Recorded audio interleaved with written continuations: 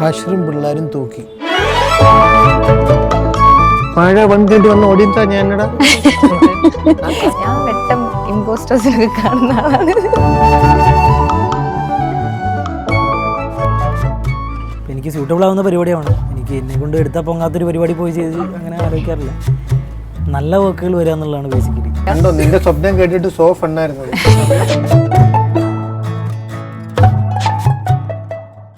നമസ്കാരം. ഇന്ന് നമ്മോടൊപ്പം വാഴ ചുകുമിൻ്റെ ടീമാണ്. Welcome to the show. Thank you. So the versatile Aju ചേട്ടൻ, and then we have Hashir, gorgeous Angela, and നിങ്ങൾക്ക് എല്ലാവർക്കും സ്ക്രീനിൽ ഒരുപാട് തവണ കണ്ടിട്ടുള്ള Devaraj. So happy with you with the team. Thank you. Hashir എങ്ങനെയാണ് വാഴ വണ്ണിലേക്ക്, how did you onboard it?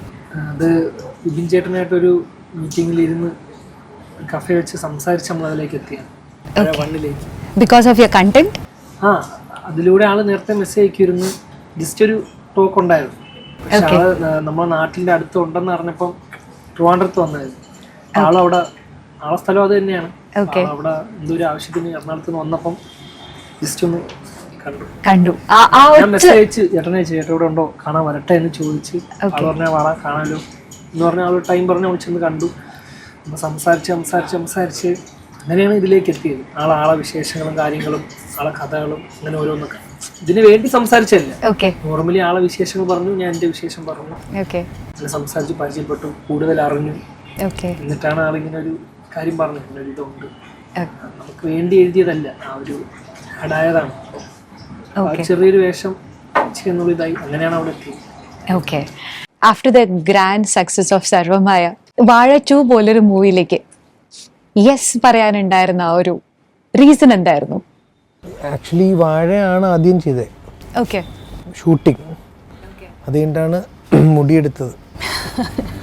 വാഴയുടെ ഫസ്റ്റ് പാർട്ടിൻ്റെ ഒരു ഹ്യൂജ് ഇമ്പാക്റ്റ് എന്നിലുണ്ടായിരുന്നു. ഞാൻ ഭയങ്കര ഫാനാണ് സിനിമയുടെ. ഓക്കെ. എനിക്ക് തോന്നുന്നു എല്ലാവരും പ്രേക്ഷകരൊക്കെ ആ സിനിമയുടെ ഒരു സെക്കൻഡ് പാർട്ടിലോട്ട് വിളിക്കുമ്പം നമ്മൾ വളരെ എക്സൈറ്റഡ് ആണ്. ഓക്കെ. പിന്നെ ഇവർ ആണെന്ന ഇതന്നെ ആ ന്യൂസ് എല്ലാം ഔട്ടായിരുന്നു. ഇവരുടെ വീഡിയോസ് നമുക്കിഷ്ടമാണ്.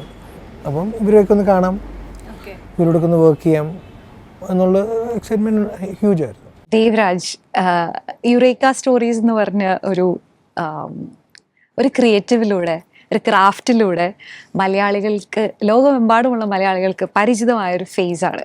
ലൈക്ക് എങ്ങനെയാണ് ഈ പടത്തിലേക്ക്, ഫസ്റ്റ് മൂവിയാണ്, ഞാൻ വേറെ 2 മൂവീസ് തല കാണിച്ചിട്ടുണ്ട്. എനിക്കൊരു കുറച്ചുകൂടെ ഒരു ലെങ്ത് ഉള്ളൊരു ക്യാരക്ടർ കിട്ടുന്നത് ഇതിലാണ്.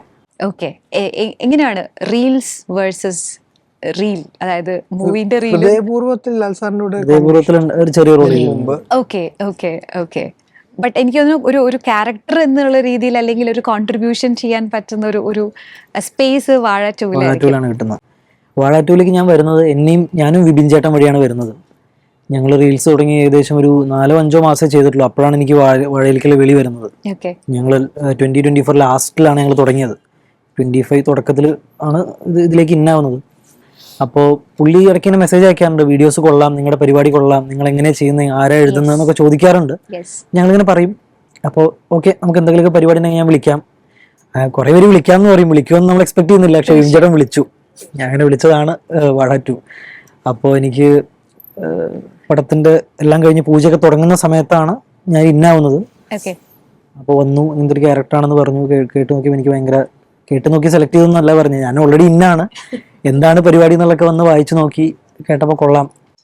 എന്താണ് ആ കൊള്ളാം തോന്നിയ ആ ഒരു എലിമെന്റ്? ഒന്ന്, ഇപ്പൊ ഇതിൽ തന്നെ biopic of a billion bros എന്നാണ് ഇതിന്റെ ടാഗ് ലൈൻ. അപ്പോൾ ഇതിലൊരു ബ്രദർഹുഡ് സ്റ്റോറിയാണ് ഇതിൽ പറയുന്നത്. ആ ബ്രദർഹുഡ് എല്ലാവർക്കും നല്ല രീതിയിൽ പെർഫോം ചെയ്യാനുള്ള കുറേ സീൻസ് ഉണ്ട്. ഇപ്പൊ എനിക്ക് ചേട്ടനാണുള്ളത്. എനിക്ക് അതുപോലെ ഞാൻ സ്കൂൾ യൂണിഫോം വിട്ടിട്ട് ഞാൻ 11 വർഷമായി. പ്രായം ഉണ്ടെന്നല്ല, ബട്ട് സ്റ്റിൽ നമുക്കിപ്പോഴും സ്കൂൾ യൂണിഫോം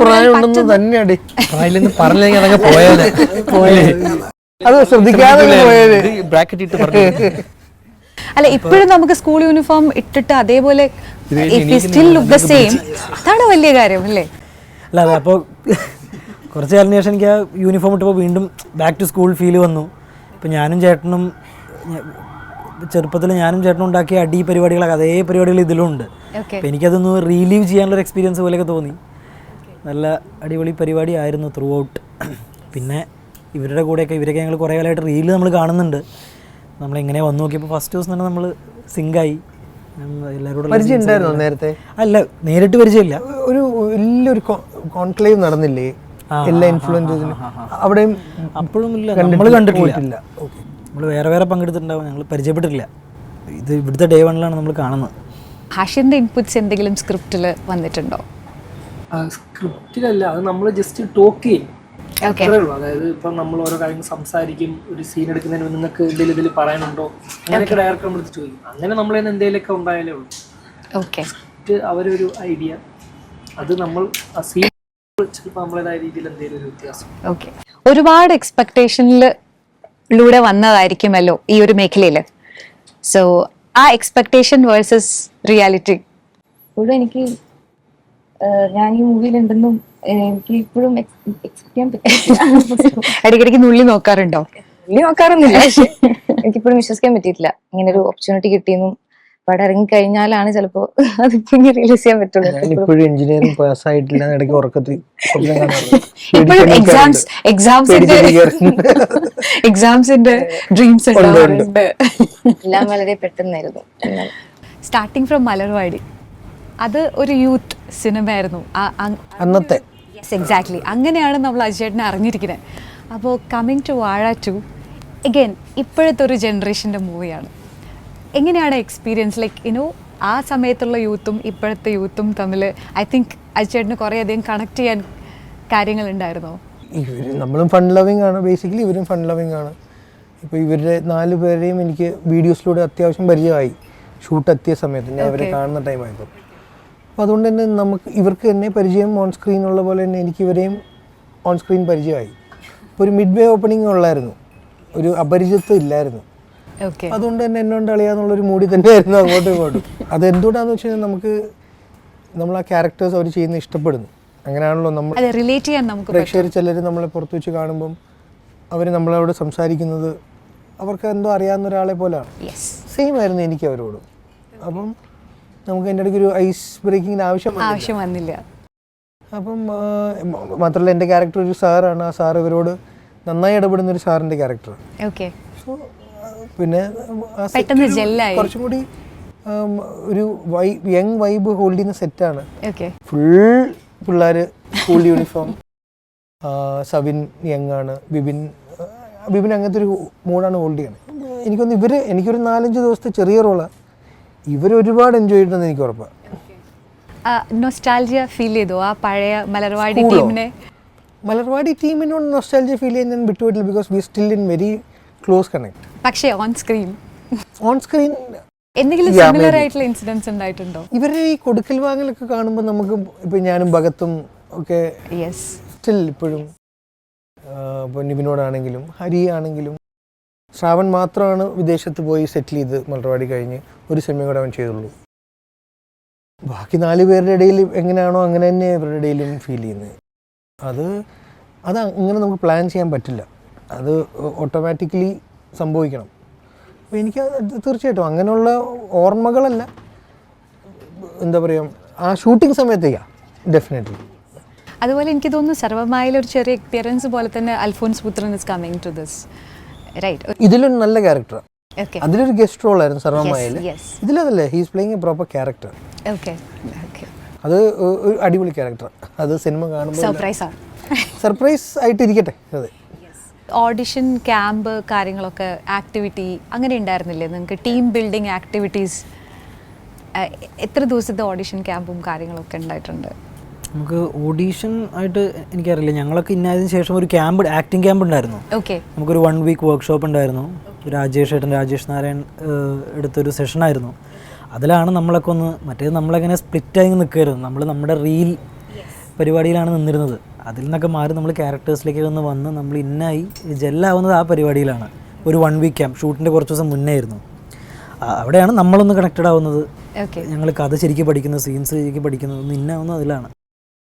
എന്തെങ്കിലും ഹോംവർക്ക്സ് ചെയ്യോ? അതായത് നമ്മളെ ഇങ്ങനെ റിഫൈൻ ചെയ്യാനായിട്ട് ആസ് എൻ ആക്ടർ?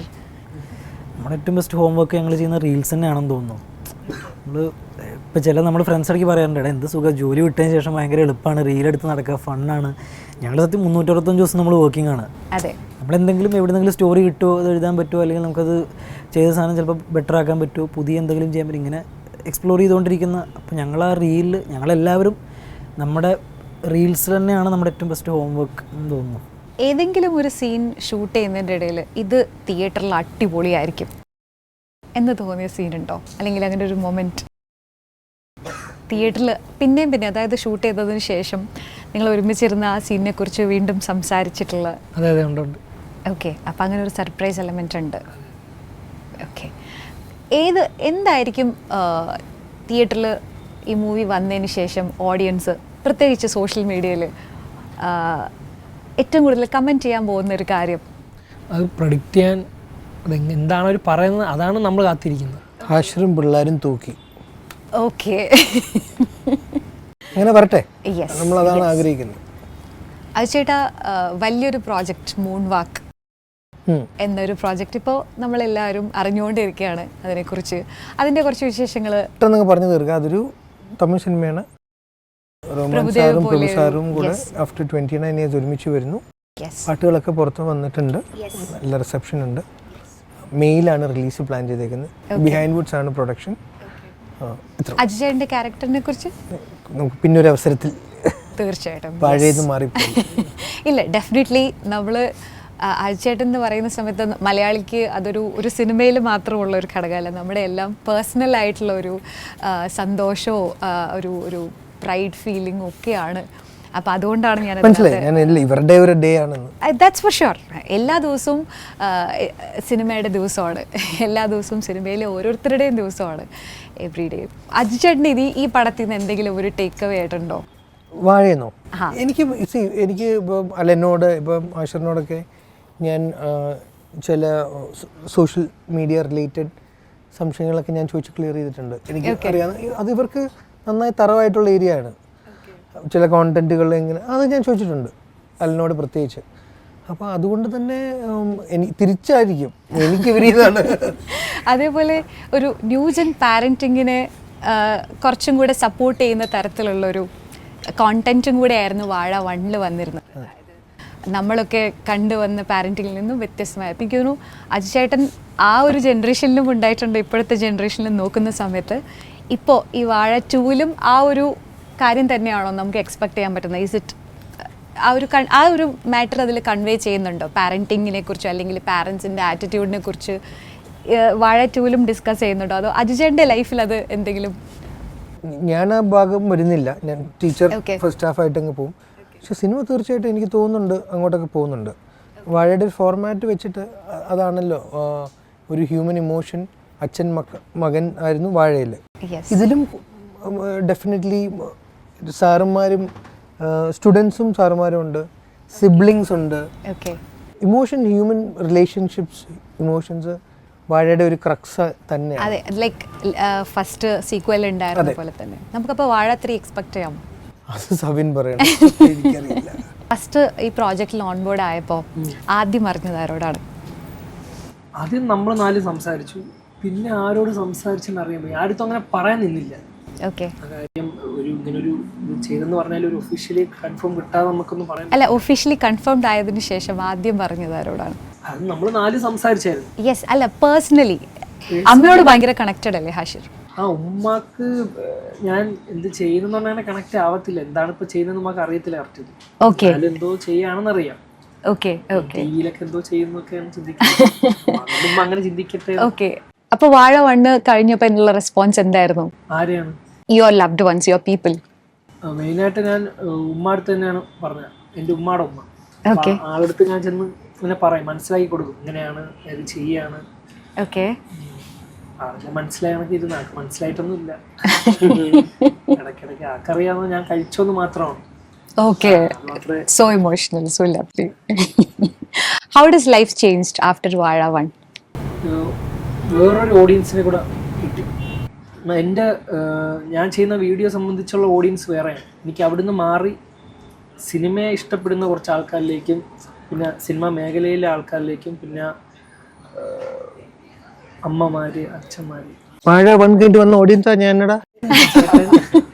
Exactly.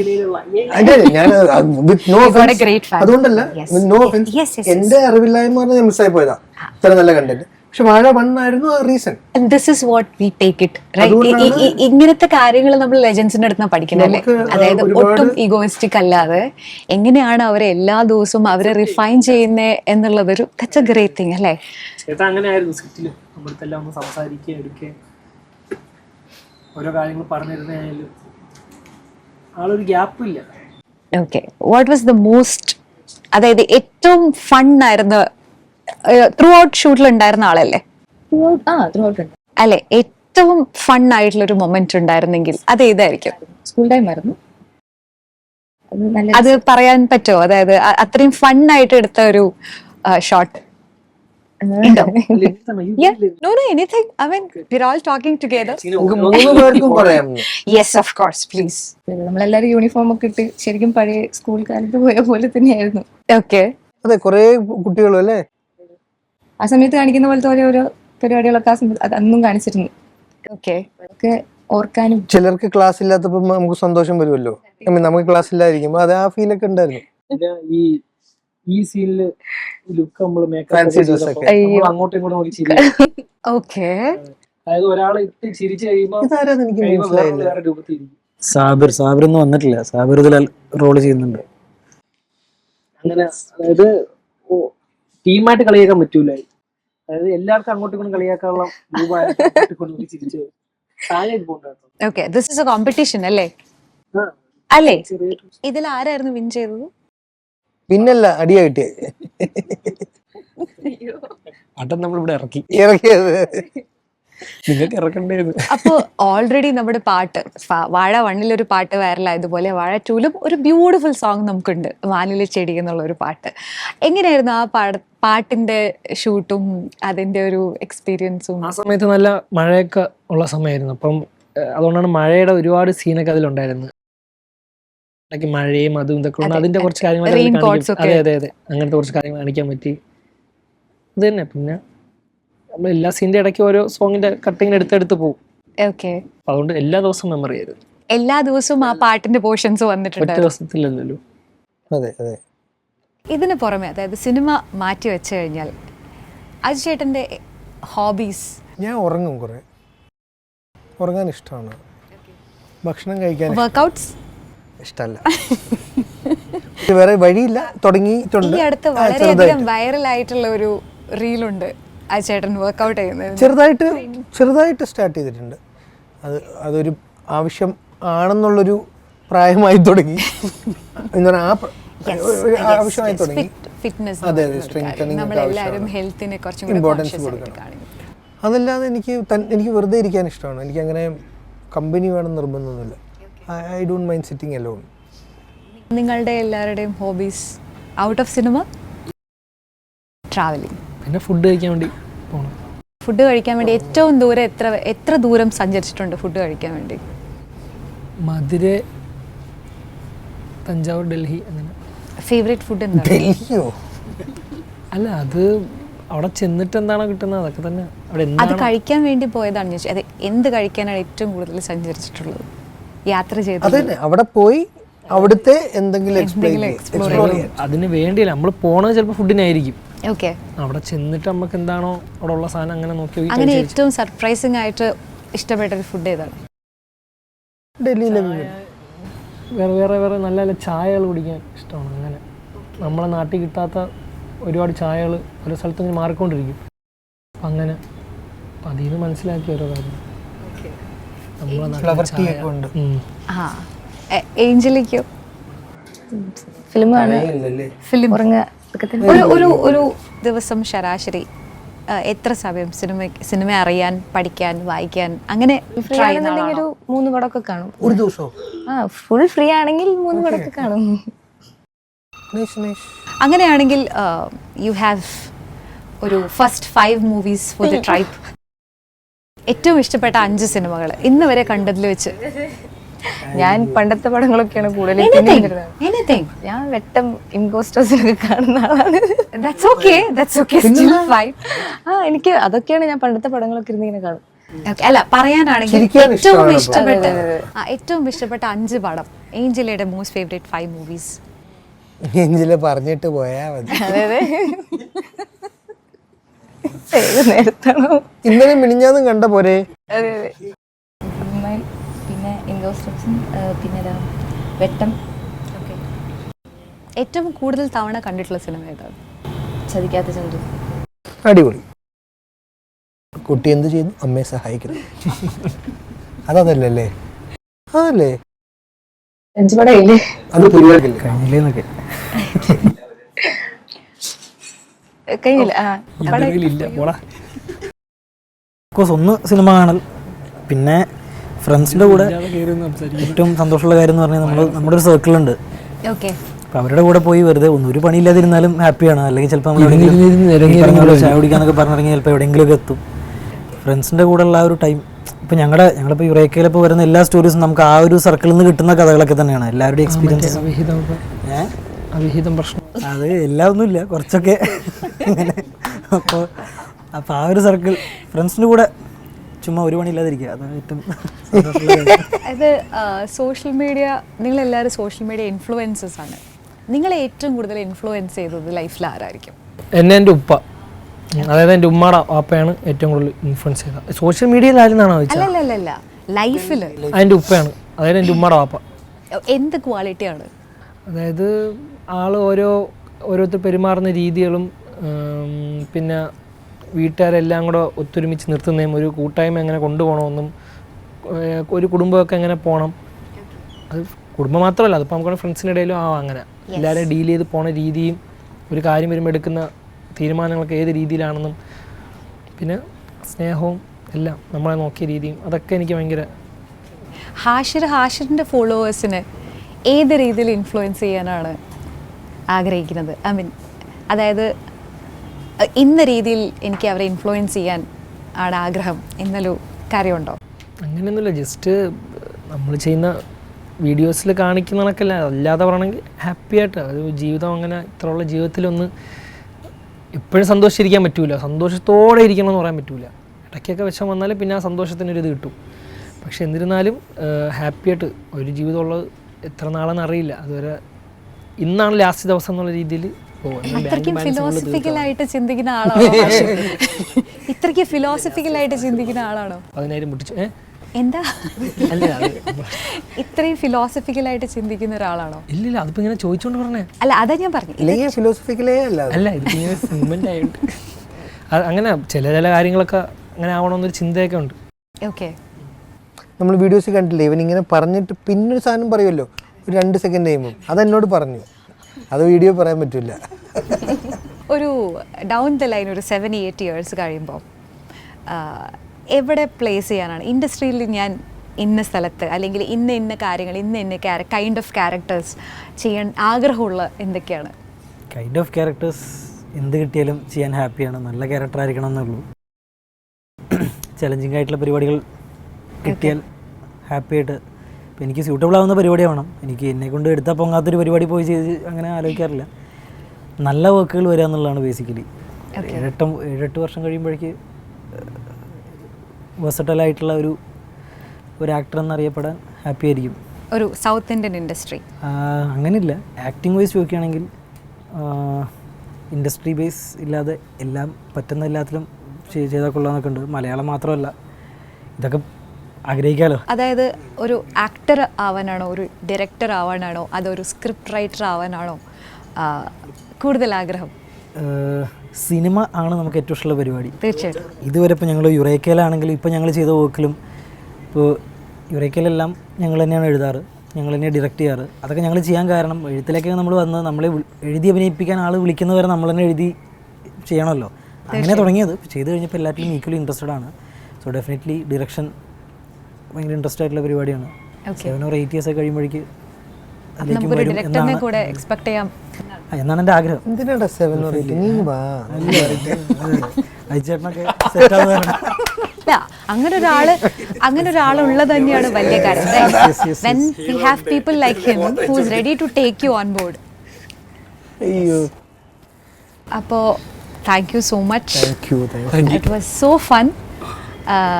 സമയം പോയതേ അറിഞ്ഞിട്ടില്ല. കണ്ടോ, നിന്റെ സ്വപ്നം കേട്ടിട്ട് സോ ഫണ്ണായിരുന്നു. സമയം പോയതേ അറിഞ്ഞില്ലെന്ന്. ചേച്ചി പറഞ്ഞു നന്നായിരുന്നു. All the best. വാഴ 2 എല്ലാവിധ ഭാവുകങ്ങളും നേരുന്നു. ഈ സീക്വൽ ഇതുപോലെ സക്സസ്ഫുള്ളായി ഇനിയും നിറയെ സീരീസ് ആയിട്ട് പ്രേക്ഷകരെ സന്തോഷിപ്പിച്ചും ചിരിപ്പിച്ചും ചിന്തിപ്പിച്ചും കൊണ്ടേയിരിക്കട്ടെ. തീർച്ചയായിട്ടും ചേട്ടനെ പോലെയുള്ള സർപ്രൈസ് എലമെൻറ്റ്സ് അതിനകത്ത് ഉണ്ടാവും. നമ്മളും ഒരുപാട് എക്സ്പെക്റ്റ് ചെയ്യുന്നുണ്ട്. ആ സർപ്രൈസ് അങ്ങനെ തന്നെ ഇരിക്കട്ടെ. Thank you so much for all your time. Thanks a lot. Thank you.